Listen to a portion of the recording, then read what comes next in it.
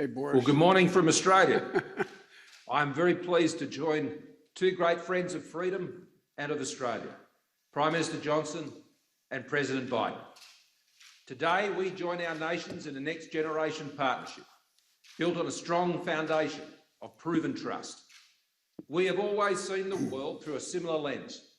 We've always believed in a world that favours freedom, that respects human dignity, the rule of law, the independence of sovereign states and the peaceful fellowship of nations. And while we have always looked to each other to do what we believe is right, we have never left at each other. Always together, never alone. Our world is becoming more complex, especially here in our region, the Indo-Pacific. This affects us all. The future of the Indo-Pacific will impact all our futures. To meet these challenges, to help deliver the security and stability our region needs, we must now take our partnership to a new level. A partnership that seeks to engage, not to exclude, to contribute, not take, and to enable and empower, not to control or coerce. And so, friends, Aukus is born, a new enhanced trilateral security partnership between Australia, the United Kingdom and the United States. Aukus, a partnership where our technology, our scientists, our industry, our defence forces are all working together to deliver a safer and more secure region that ultimately benefits all. Aukus will also enhance our contribution to our growing network of partnerships in the Indo-Pacific region. ANZUS, our ASEAN friends, our bilateral strategic partners, the Quad, Five Eyes countries, and of course our dear Pacific family. The first major initiative of Aukus will be to deliver a nuclear-powered submarine fleet for Australia. Over the next 18 months, we will work together to seek to determine the best way forward to achieve this. This will include an intense examination of what we need to do to exercise our nuclear stewardship responsibilities here in Australia. We intend to build these submarines in Adelaide, Australia, in close cooperation with the United Kingdom and the United States. But let me be clear, Australia is not seeking to acquire nuclear weapons or establish a civil nuclear capability. And we will continue to meet all our nuclear non-proliferation obligations. Australia has a long history of defence cooperation with the United States and the United Kingdom. For more than a century, we have stood together for the cause of peace and freedom, motivated by the beliefs we share, sustained by the bonds of friendship we have forged, enabled by the sacrifice of those who have gone before us, and inspired by our shared hope for those who will follow us. And so today, friends, we recommit ourselves to this cause and a new AUKUS vision.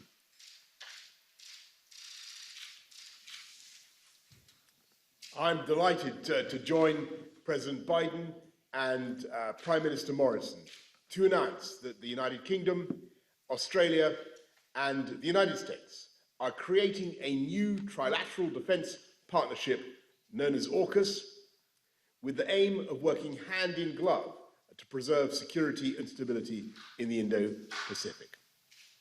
We're opening a new chapter in our friendship, and the first task of this partnership will be to help Australia acquire a fleet of nuclear-powered submarines, emphasising, of course, that the submarines in question will be powered by nuclear reactors, not armed with nuclear weapons. And our work will be fully in line with our non-proliferation obligations.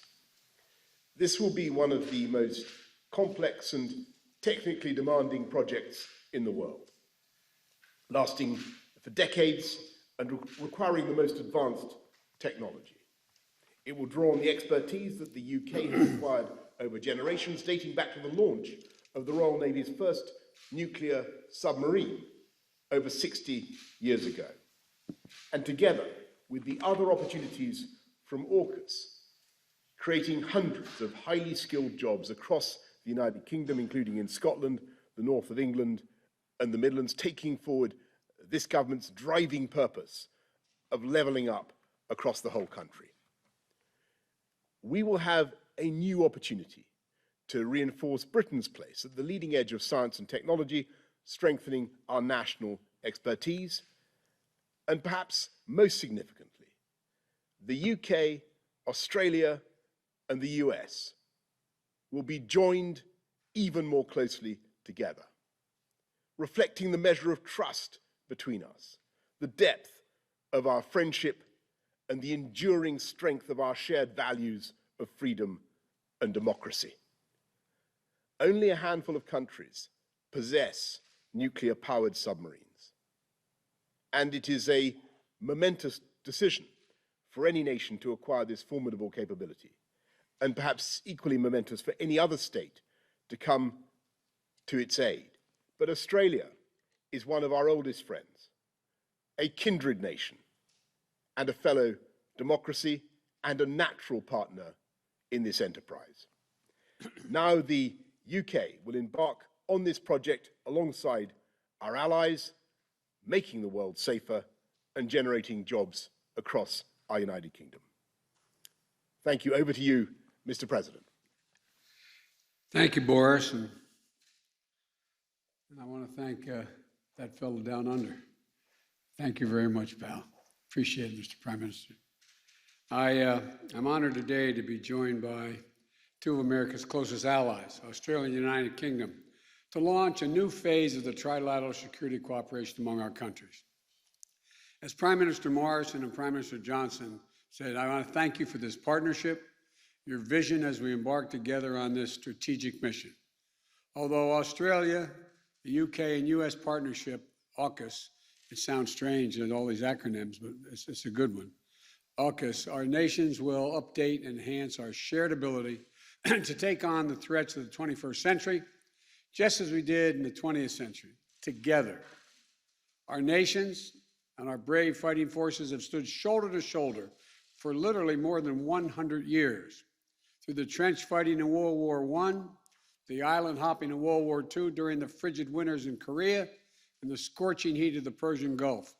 The United States, Australia, and the United Kingdom have long been faithful and capable partners, and we're even closer today.